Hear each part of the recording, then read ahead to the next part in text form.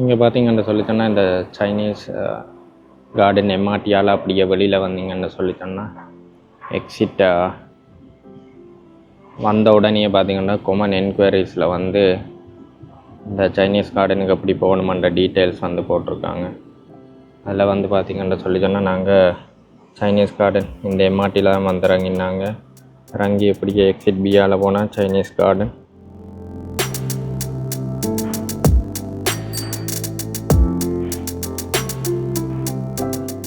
இந்த யூரோங் Chinese garden எம்ஆர்டியால் அப்படி இறங்கி எக்ஸிட் பியால் இப்போ உள்ளே போய் கொண்டிருக்கோம். இந்த எக்ஸிட் பியால் உள்ளே அப்படியே நேராக போனோம்னு சொல்லி சொன்னால் சைனீஸ் கார்டனுக்கு போயிடலாம்.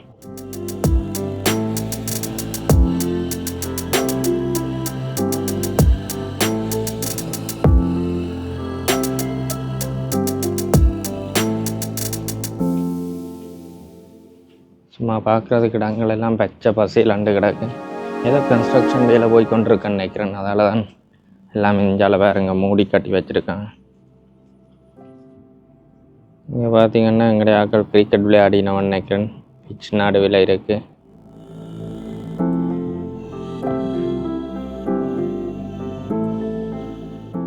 கிட்டத்தட்ட சைனீஸ் கார்டன் எம்ஆர்டியில் இருந்த ஒரு 500 மீட்டர் வரும். அப்படியே நடந்து வந்தீங்கன்னு சொல்லி சொன்னால் அது இந்த மெயின் என்ட்ரன்ஸுக்கு வந்துடலாம்.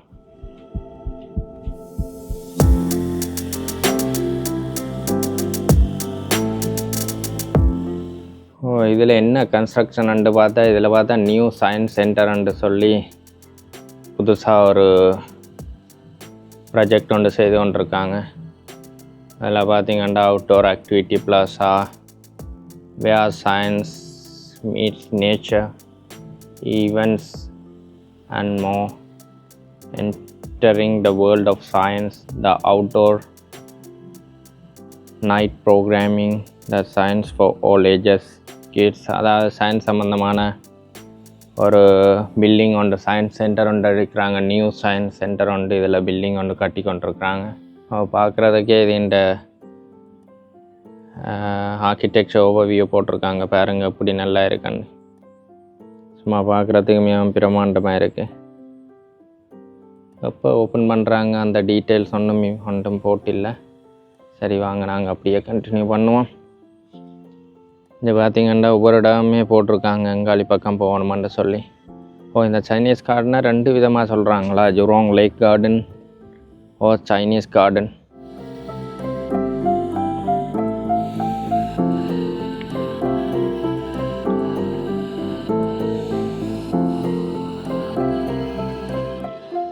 சும்மா இதை சுற்றின ஏரியாவையே பாருங்க, சும்மா பச்சை பசையிலன்னு இருக்கு. அங்கால பாருங்க ஃபுல்லாக வாணியண்ட கட்டிடங்களாக இருக்குது. எவ்வளோ மிகப்பெரிய கட்டிடங்களுக்கு நடுவில் இங்கால ஃபுல்லாக பச்சை பசையிலண்ட ஏரியாவாக இருக்குது. எவ்வளோ நீட்டாக கிளியராக மெயின்டைன் பண்ணிகிட்ருக்காங்க.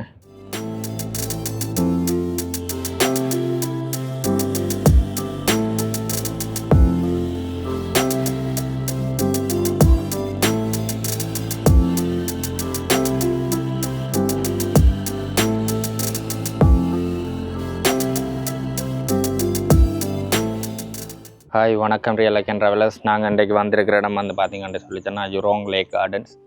இந்த யூரோங் லேக் கார்டன்ஸ் வந்து 3 கார்டன்ஸ் இன்க்ளூட் பண்ணியிருக்கு. ஒன்று வந்து சைனீஸ் கார்டன், ஜப்பானீஸ் கார்டன், மற்றது லேக் கார்டன்னு சொல்லி இந்த 3 கார்டனையும் உள்ளடக்கினதான் வந்து இந்த யூரோங் லேக் கார்டன்ஸ்.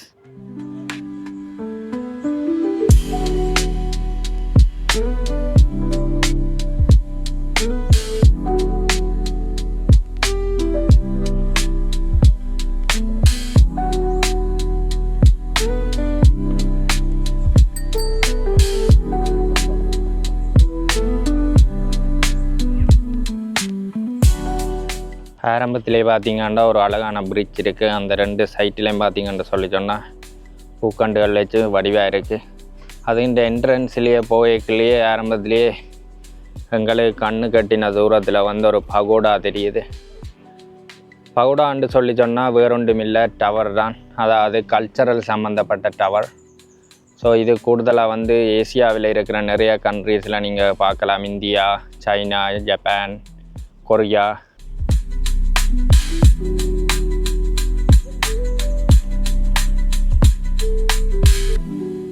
பார்த்திங்கன்னா இந்த பாலத்துக்குள்ளால் ஒரு இது வந்து யுரோங் லேக். இந்த யுரோங் லேக் வந்து கடலோட வந்து இணைஞ்சிருக்கு. அந்த யுரோங் லேக்குக்கு நடுவில் தான் வந்து இந்த சைனீஸ் கார்டன் அமைஞ்சிருக்கு.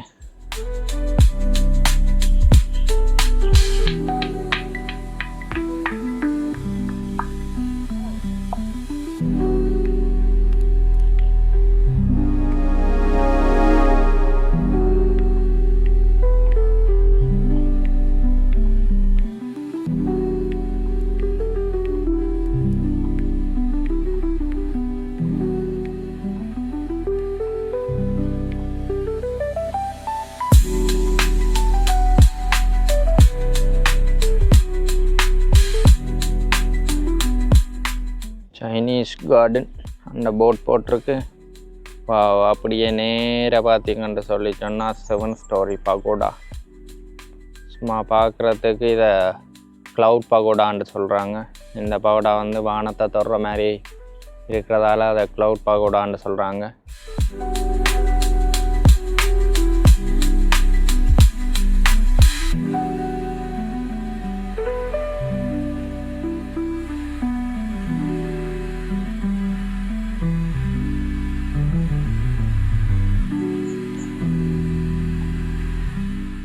இப்படியே வந்து இதுலேயே பார்த்தீங்கன்னு சொல்லி சொன்னால் எங்களுக்கு முழு இன்ஸ்ட்ரக்ஷனும் தந்திருக்காங்க.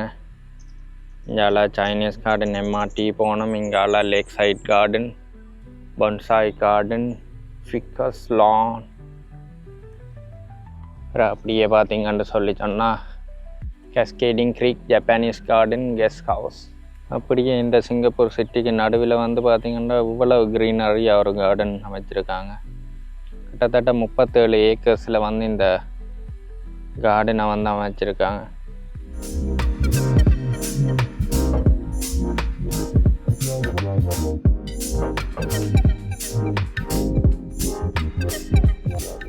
அப்படியே உள்ளே வந்தீங்கன்னு சொல்லி சொன்னால் நேராக வாசலை தாண்டி உள்ள வரைக்கும் முதலுக்கு தெரிகிறதே வந்து க்ளவுட் பகோடா. இந்த க்ளவுட் பகோடான்னு சொல்லி சொன்னால் ஒன்றுமில்லை, ஒரு டவர் மாதிரியான அமைப்பு, கோபுரம் மாதிரியான அமைப்பு. அது வந்து ஏசியாவில் இருக்கிற நிறைய ட்ரெடிஷனில் சைனீஸ், ஜப்பானீஸ், கொரியன், இந்தியன்ஸ் இந்த ட்ரெடிஷனில் வந்து இந்த பகோடா அமைப்பு நீங்கள் எல்லா இடமும் பார்க்கலாம் கூடுதலாக. அதுதான் வந்து இந்த க்ளவுட் பகோடா. இதேன் க்ளவுட் பகோடான்னு வச்சுருக்காங்கன்னு சொல்லி சொன்னால் ஒரு 7 மாடி 7 அடுக்குள்ள ஒரு க்ளவுட் பகோடா. இது இங்கேருந்து பார்க்க வானத்தை முட்டுற மாதிரியே இருக்குது. அதால் இதை வந்து க்ளவுட் பகோடான்னு சொல்லினா வாங்க அதுக்குள்ளே போய் பார்ப்போம்.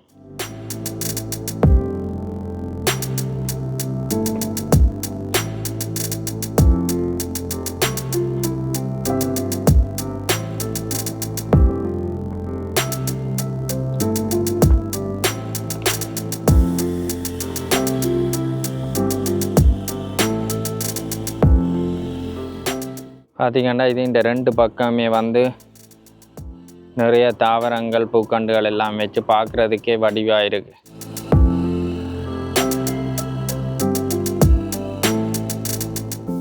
பாருங்க, அதில் அந்த ஏரியாக்களில் பார்த்திங்கன்னு சொல்லி சொன்னால் யூரோங் லேக் வந்து போய்கொண்டிருக்கு. அந்த லேக்குக்கு நடுவில் ஒரு குட்டி தீவு மாதிரி இந்த தீவு அமைஞ்சிருக்கு. அதுக்கெல்லாம் இந்த கார்டனை வந்து அமைச்சிருக்காங்க. வாங்க முதல் வெளியில் சுற்றி பார்ப்போம். வெளியில் பார்த்திங்கன்னு சொல்லி சொன்னால் நிறைய கலரான நிறைய பூக்கண்டுகள் வச்சு பார்க்குறதுக்கே வடிவாக இருக்குது.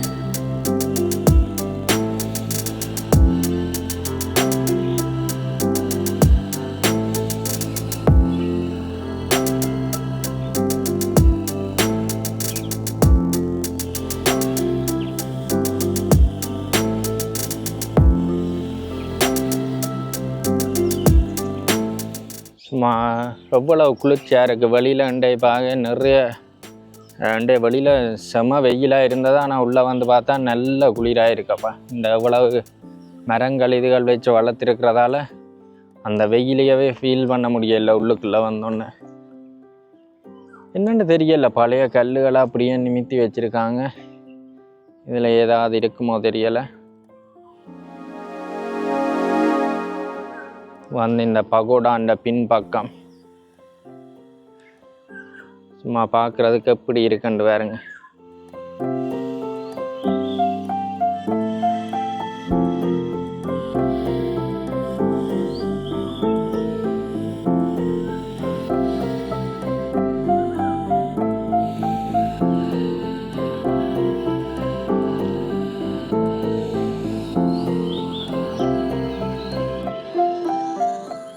நாலு பக்கம் இப்போ எங்களோட கோயில்கள் அல்லது பௌத்த விகாரைகளில் வந்து பார்த்திங்கன்னு சொல்லி சொன்னால் 4 பக்கம் வாசல் இருக்கும். அதே மாதிரி இந்த பகோடாவை சுற்றியும் பார்த்திங்கன்னு சொல்லி சொன்னால் பகோடா இந்த க்ளவுட் பகோடாவை சுற்றியும் 4 பக்கம் வாசல் வச்சுருக்காங்க.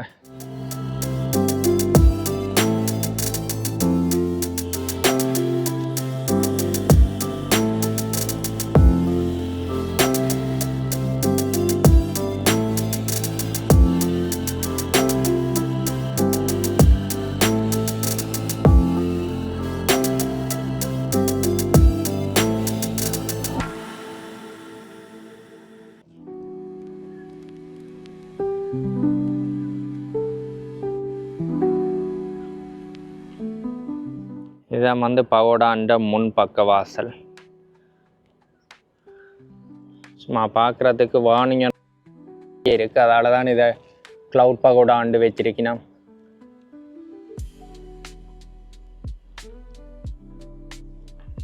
வாசல்ன்ற 2 பக்கம் பார்த்தீங்கன்னு சொல்லி சொன்னால் ஒரு பக்கம் ஒரு புலியா சிங்கத்தின் தலை மாதிரி ஒரு மிருகமும், மற்ற பக்கம் மாடுன்ற உருவச்சிலையும் வச்சுருக்காங்க.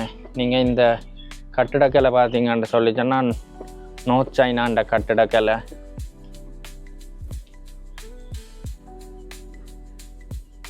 பாருங்க, வாசல்ன்ற ஒரு பக்கத்தில் வந்து சிங்கமா இல்லை இது என்ன மிருகமானு தெரியல, ஆனால் தலை பார்க்குறதுக்கு சிங்கம் மாதிரி தான் இருக்குது. இது ஒரு பக்கம் வச்சுருக்காங்க. மற்ற பக்கம் பார்த்தீங்கன்னு சொல்லி சொன்னால் மாட்டின் சிலை வந்து மற்ற பக்கம் வச்சுருக்காங்க. ஆக்ஸ், ஓகே, இங்கே பேரும் வச்சுருக்காங்க, பயப்பட தேவையில்லை. ஆக்ஸ் ஒரு பக்கத்தில் வந்து ஆக்ஸ் இருக்குது. இது இன்னொரு பக்கத்தில் டைகர். அந்த மிருகம் என்னன்னு சொல்லி சொன்னால் டைகர். ஆனால் அதை பார்க்க டைகர் மாதிரி தெரியல. டைகர் சிங்கத்தின் தலையில் வேறு ஒரு மிருகம் மாதிரி தான் இருந்துச்சு பார்த்தா அது டைகர். ஸோ முன்பக்க வாசலில் வந்து ஒரு பக்கம் எருதும் இன்னொரு பக்கம் வந்து டைகரையும் வச்சுருக்காங்க.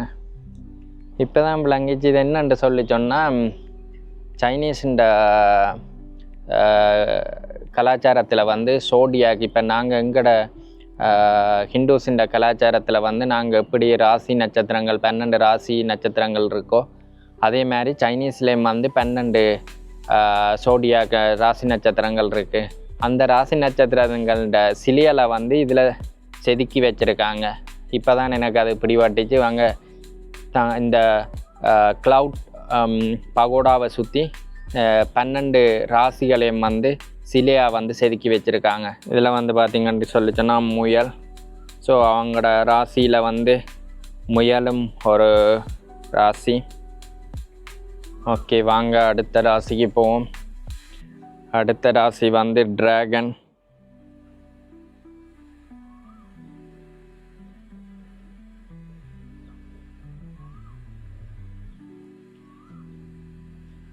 அப்படியே பார்த்தீங்கன்னு சொல்லி சொன்னால் அடுத்தது வந்து ஸ்னேக்.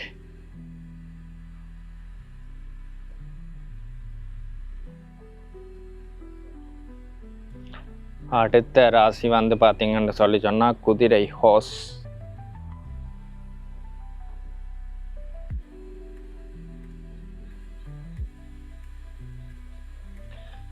அப்படியே அடுத்த பக்கம் வந்தீங்கன்னு சொல்லி சொன்னால் ஆடு.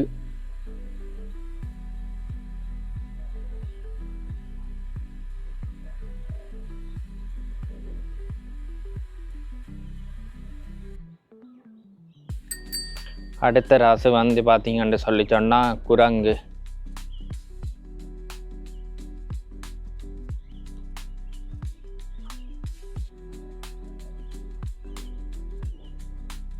அடுத்த ராசி பார்த்தீங்கன்னு சொல்லி சொன்னால் ரூஸ்டர். ரூஸ்டர்ண்டா ஒன்றும் இல்லை, சேவல். ஸோ உங்களோட ராசி நட்சத்திரத்தில் வந்து சேவலும் வந்து ஒரு சிம்பிளாக இருக்குது. வெங்கடையில் இப்படி கன்னி சிம்மம் அப்படி ராசி இருக்கோ அதே மாதிரி வெங்கடையில் வந்து சேவலும் ஒரு ராசியில் இருக்குது. இது அடுத்தது பார்த்தீங்கன்னு சொல்லி சொன்னால் நாய்.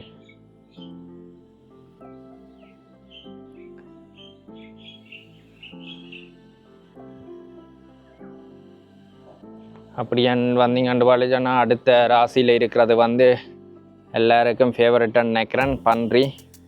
பன்றியும் வந்து இவங்களோட ராசின்ற லிஸ்ட்டில் வந்துருக்கு. ராசி சின்னமாக வந்து பன்றியும் இருக்குது.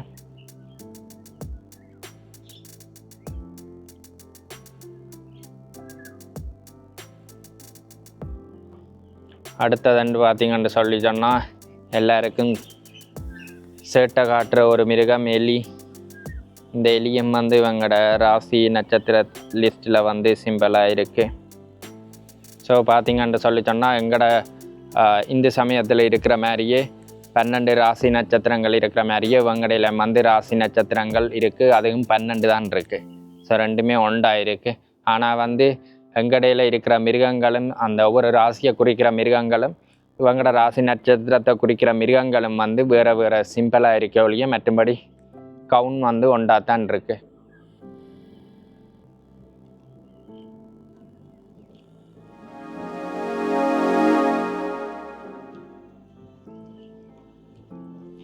வாங்க அப்படியே இதுக்கு மேலே இன்னொரு லேயர் இருக்குது, அதையும் போய் பார்ப்போம் அங்கே என்ன இருக்குன்னு சொல்லி. உள்ளுக்குள்ளே ஒன்றுமே இல்லை, உள்ளே போகிற மாதிரி ஒரு ஆப்ஷன் இல்லை. உள்ளுக்குள்ளே என்ன இருக்குது? உள்ளுக்குள்ளே ஒன்றுமே இல்லை, படி இருக்கு. ஆனால் வர்றதுக்காக நான் இப்போ லவ் பண்ணி இருக்கிற மாதிரி தெரியலை. மற்றபடி இது இந்த கார்டனில் இருந்து பார்த்தா எல்லா இடத்துக்குமே இந்த க்ளவுட் பாக்கோடா வந்து எல்லா இடத்துக்குமே தெரிகிற மாதிரியே இருக்குது. அவ்வளோ உயரமாக இருக்குது. 7 மாடின்னு சொல்லிக்க எப்படியும் அவ்வளோ உயரமாக இருக்கும். கூட்டி இருக்குது, உள்ளே போகிறதுக்கு அலவுட் இல்லை. சில வேளை முந்தைய அலவு பண்ணதாக இருக்கும், இப்போ க்ளோஸ் பண்ணியிருக்கு.